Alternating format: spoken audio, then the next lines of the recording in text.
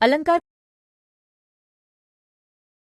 अलंकार का शाब्दिक अर्थ आभूषण होता है। जिस प्रकार स्त्रियां अपने आप को आभूषणों से सजाती हैं, उसी प्रकार कवि या लेखक भाषा को शब्दों से सजाते अर्थात अलंकृत करते हैं। अलंकार के प्रयोग से भाषा प्रभावशाली एवं आकर्षक बन जाती है। अलंकार काव्य को सजाते हैं। साहित्य में कहीं शब्दों के प्रयोग से उसके सौंदर्य में वृद्धि होती है, तो कहीं अर्थ में चमत्कार उत्पन्न करके काव्य के सौंदर्य को बढ़ाया जाता है। इसी आधार पर अलंकार दो प्रकार के होते हैं, शब्दालंकार, अर्थालंकार। शब्दालंकार जहाँ शब्दों में चमत्कार उत्पन्न करके काव्य को सजाया जाता है, वहाँ शब्दालंकार होता है। उदाहरण के लिए, तरनी तनुजा तट तमाल तरुवर बहुछाय। उपरोक्त काव्य पंक्ति में त वर्ण के बार बार प्रयोग से चमत्कार उत्पन्न किया गया है, अतः इस पंक्ति में शब्दालंकार है। प्रमुख शब्दालंकार निम्नलिखित है। अनुप्रास अलंकार, जहाँ काव्य रचना में वर्णों की अनेक बार आवृत्ति के कारण चमत्कार उत्पन्न हुआ हो,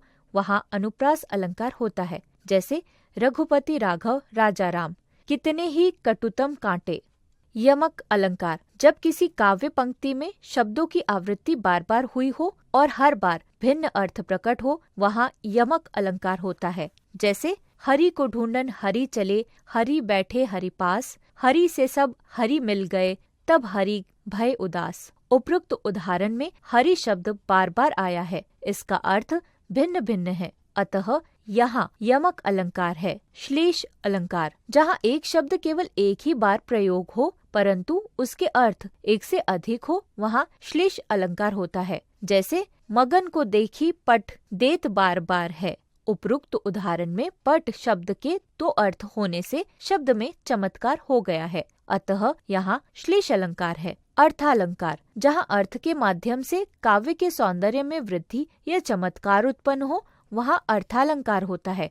प्रमुख अर्थालंकार निम्नलिखित है। उपमा अलंकार, जहाँ काव्य पंक्तियों में किसी वस्तु की किसी अन्य प्रसिद्ध वस्तु से समानता दिखाई जाए, तो वहाँ उपमा अलंकार होता है। उपमा का अर्थ ही समानता दिखाना होता है। जैसे काजल की रेखा सी कतार है खजूर की, निर्मल तेरा नीर अमृत के सम उत्तम है।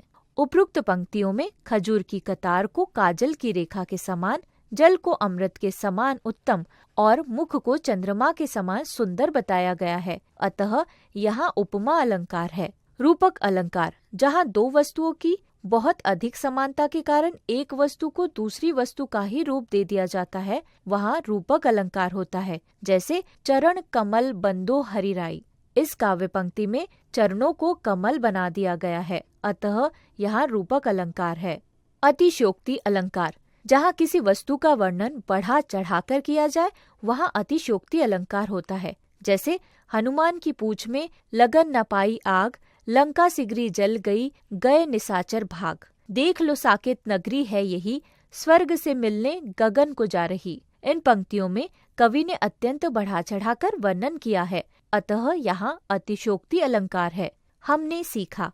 अलंकार के दो प्रकार होते हैं, शब्दालंकार, अर्थालंकार। जहाँ शब्दों में चमत्कार उत्पन्न करके काव्य को सजाया जाता है, वहाँ शब्दालंकार होता है। जहाँ काव्य रचना में वर्णों की अनेक बार आवृत्ति के कारण चमत्कार उत्पन्न हुआ हो, वहाँ अनुप्रास अलंकार होता है। जब किसी काव्य पंक्ति में शब्दों की आवृत्ति बार बार हुई हो और हर बार भिन्न अर्थ प्रकट हो, वहाँ यमक अलंकार होता है। जहाँ एक शब्द केवल एक ही बार प्रयोग हो परंतु उसके अर्थ एक से अधिक हो, वहाँ श्लेष अलंकार होता है। जहाँ अर्थ के माध्यम से काव्य के सौंदर्य में वृद्धि या चमत्कार उत्पन्न हो, वहाँ अर्थालंकार होता है। जहाँ काव्य पंक्तियों में किसी वस्तु की किसी अन्य प्रसिद्ध वस्तु से समानता दिखाई जाए, तो वहाँ उपमा अलंकार होता है। जहाँ दो वस्तुओं की बहुत अधिक समानता के कारण एक वस्तु को दूसरी वस्तु का ही रूप दे दिया जाता है, वहाँ रूपक अलंकार होता है। जहाँ किसी वस्तु का वर्णन बढ़ा चढ़ाकर किया जाए, वहाँ अतिशयोक्ति अलंकार होता है।